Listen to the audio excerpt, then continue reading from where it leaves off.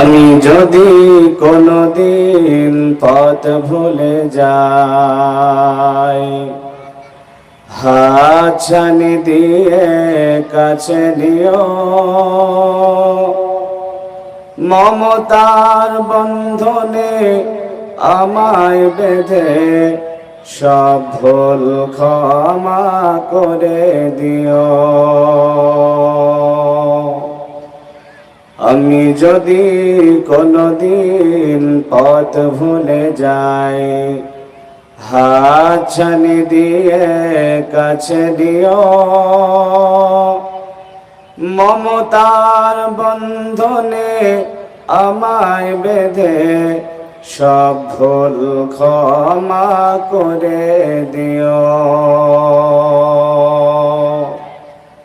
জেনে না জেনে কত করি অপরাধ,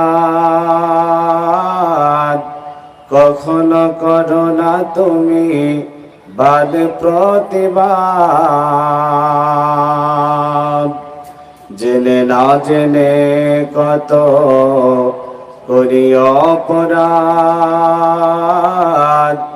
কখনো করো না তুমি বাদ প্রতিবাদ। তোমার দয়ার সীমা নেই নেই নেই, সে দয়া পেতে কাঁদি আমিও।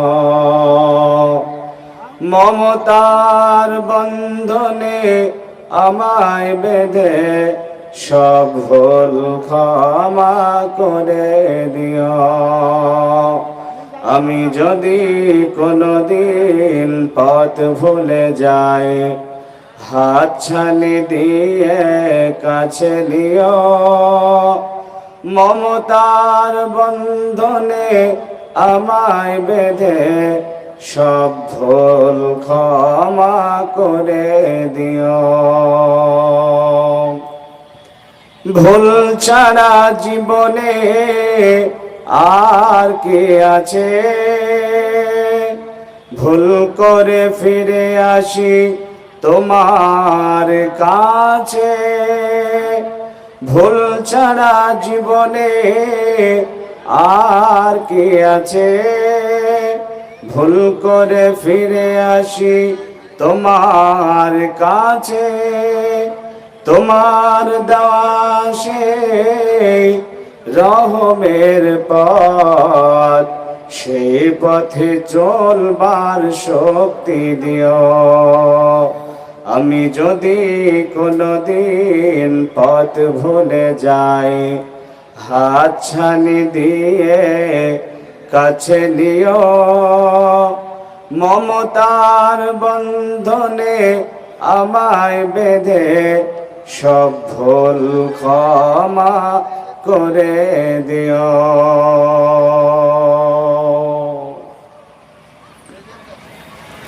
ঐতিহ্যবাহী আল জামিয়াতুস সালাফিয়া দারুল হুদা যুগল মাদ্রাসার দস্তরবন্দ উপলক্ষে ৬৬তম আজিমুশান জলসার সুনামধন্য মহামান্য জলসা কমিটির সুনির্বাচিত মহাযোগ্যতম সভাপতি মহাশয় ফজিলাতুশ শাইখ শাইখুল হাদিস আনিকুল ইসলাম আলিয়াবি সাহেব, প্রধান শিক্ষক অত্র জামিয়া, আজকে সভার সম্মানিত সহ সভাপতি জনাব মৌলানা খুরশিদ আলম সাহেব, শিক্ষক অত্র জামিয়া, সম্মানিত উলামায়ে কেরাম, আইমায়ে কেরাম, মুআজ্জিন আযম, সামনে বসে থাকা শ্রদ্ধাভাজন, স্মৃতিভাজন, বয়োজ্যেষ্ঠ বয়োকনিষ্ঠ ইসলাম দরদি ভাতৃমণ্ডলী, জনতার অন্তরালে বসে থাকা সম্মানিতা মা এবং বোনেরা, সর্বাগ্যে আমরা শুকর এবং সুজুদ জ্ঞাপন করছি সেই মহিয়ান গনিয়ান সর্বশক্তিমান আল্লাহ সুবহানাহু ওয়া তাআলার নিমিত্তে,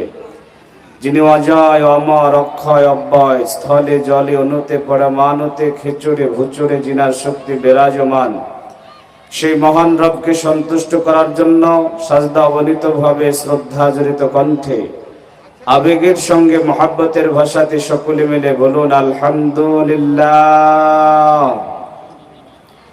দরুদ এবং সালাম অজস্র ধারায় বর্ষিত হোক বিশ্ব বরণ্য নেতা তাজদারে মাদানী নবী কুল শিরোমণি जिनार আগমনে পৃথিবীর অশান্তি নির্মূল হয়েছিল, মারামারি কাটাকাটি ফাটাফাটিকে উৎখাত করে ধর্ষণ বস্ত্রহরণ অপহরণের মোকাবিলা করে সারা পৃথিবী থেকে অশান্তির দাবানলকে নিভিয়ে শান্তির ঝান্ডা উড্ডীন করনেওয়ালা আপনার আমার প্রাণ প্রিয় ব্যক্তিত্ব, বিশ্ববরণ্য সকলের আদরণীয় গ্রহণীয় জন মন ধন্য জগতীয় মন্য সুনাম ধন্য নবী মুহাম্মদ রাসূলুল্লাহ সাল্লাল্লাহু আলাইহি ওয়াসাল্লামের উপর অজস্র ধারায় বর্ষিত হোক দরুদ এবং সালাম। বলুন আল্লাহুম্মা সাল্লি আলাইহি আল্লাহুম্মা বারিক আলাইহি আল্লাহুম্মা আমিন। সম্মানিত ভাইরা, মুর্শিদাবাদের যতগুলো জলসা হয় এর মধ্যে একটা ঐতিহ্যবাহী জলসা যুগর মাদ্রাসার জলসা, এবং পুরানো একটা প্রতিষ্ঠান, পুরানো একটা জলসার এটা সকলে আমাদের জানা রয়েছে। আজকে আমি আপনাদের সামনে মাজমাতে উপস্থিত হতে পেরেছি। ছোটবেলায় যখন এই এলাকার মাদ্রাসায় পড়াশোনা করতাম, বিশেষ করে ভূগোল দিঘিতে, তখন আপনাদের এই মাদ্রাসার জলসায় ছাত্র অবস্থাতে অনেকবার ঘুরতে আসা হয়েছে। আজকে আমার মতো একজন নাদান আপনাদের সামনে বক্তা হিসেবে উপস্থিত হয়ে আসতে পেরেছি, যার জন্য রবের শুকর গুজার করি, আলহামদুলিল্লাহ। ভাইয়েরা আমার আলোচনার সময় সম্ভবত লিস্টে আমি দেখলাম 8:30 পর্যন্ত, সময় একেবারে স্বল্প সময়ের মধ্যে এই স্বল্প সময়ের মধ্যে আমি যে বিষয় আপনাদের সামনে আলোচনা করব, আমার আলোচনার বিষয় হবে মওত। উল্লেখিত বিষয়ের উপরে কোরআন এবং সুন্নাহ কয়েকটা আয়াত, কয়েকটা হাদিস পাঠ করেছি। ইনশাআল্লাহ কোরআন এবং সুন্নাহর আলোকে আপনাদের সামনে উক্ত বিষয়টি রাখার চেষ্টা করব। ওমা তৌফিকি ইল্লা বিল্লাহ, আলাইহি তাওয়াক্কালতু ওয়া ইলাইহি উনীব।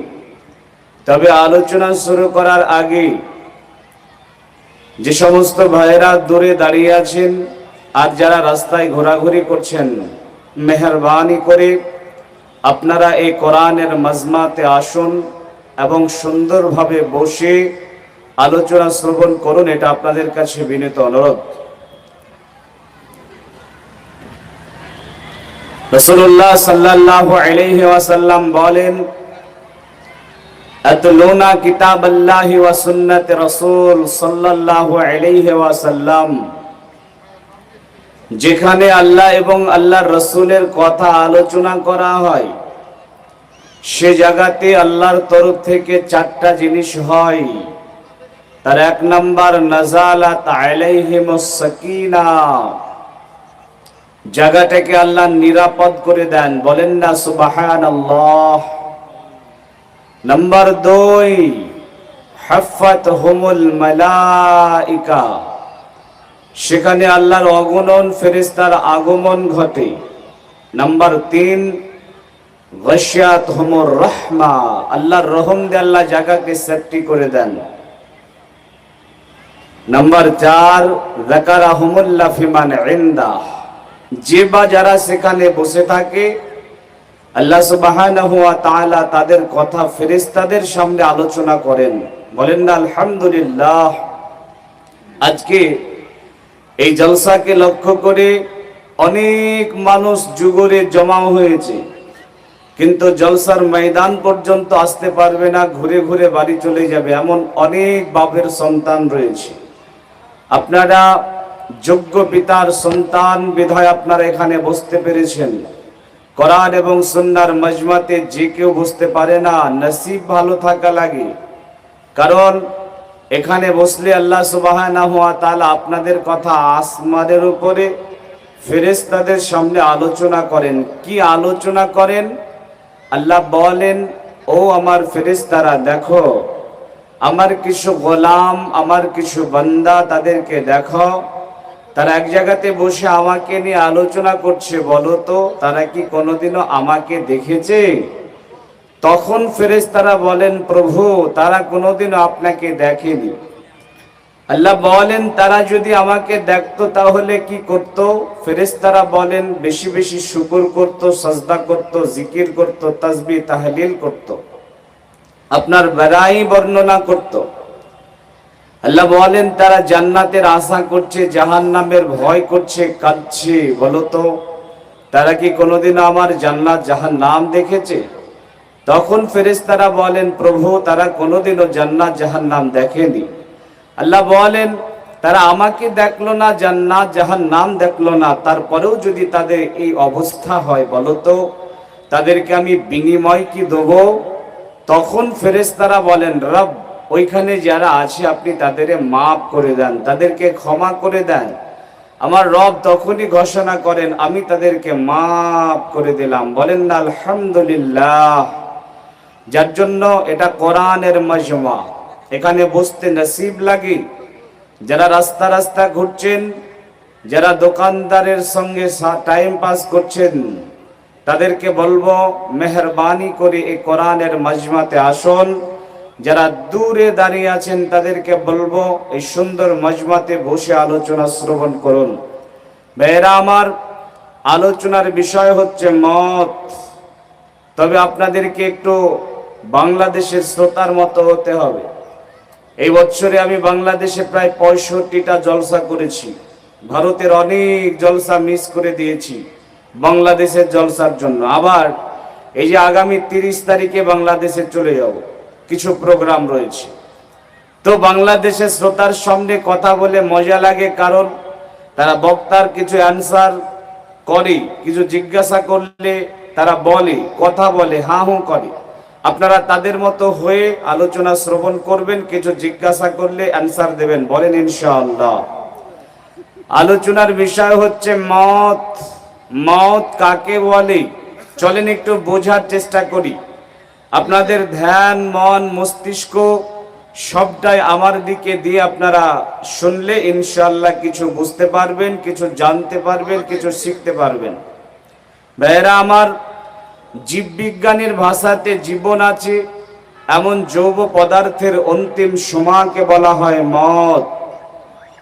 আমি আমার ভাষাতে বলি, আপনার বাড়ি আছে, গাড়ি আছে, টাকা পয়সা আছে, জমি জিরাত আছে, সাজানো গুছানো একটা সংসার আছে, আপনার ছেলে আছে, মেয়ে আছে, মা বাবা, স্ত্রী আছে, পাড়া প্রতিবেশী, সব মিলে একটা সুন্দর একটা সংসার, একটা মায়ার সংসার, মায়ার একটা বাঁধন। এই বাঁধনটা একদিন ছিঁড়ে যাবে, সব কিছু পড়ে থাকবে, আপনাকে চির বিদায় নিয়ে চলে যেতে হবে। এর নাম হচ্ছে মত। কি আশ্চর্য!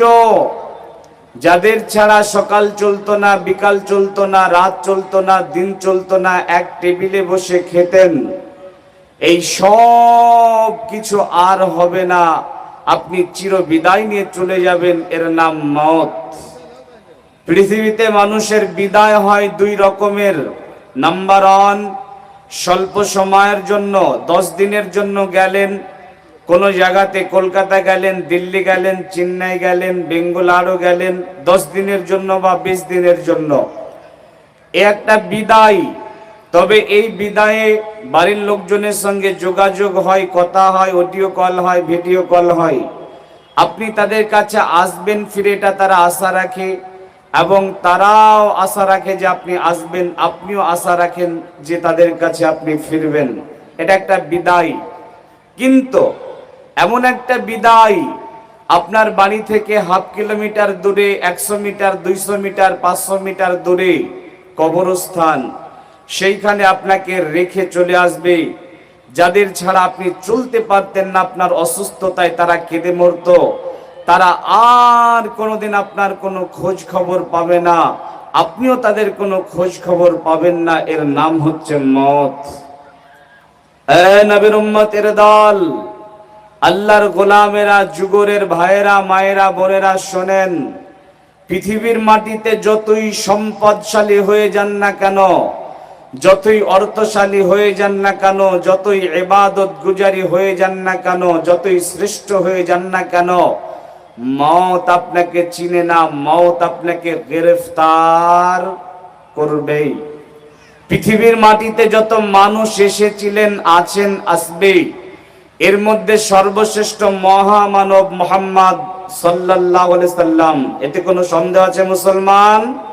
কথা বলেন, আছে?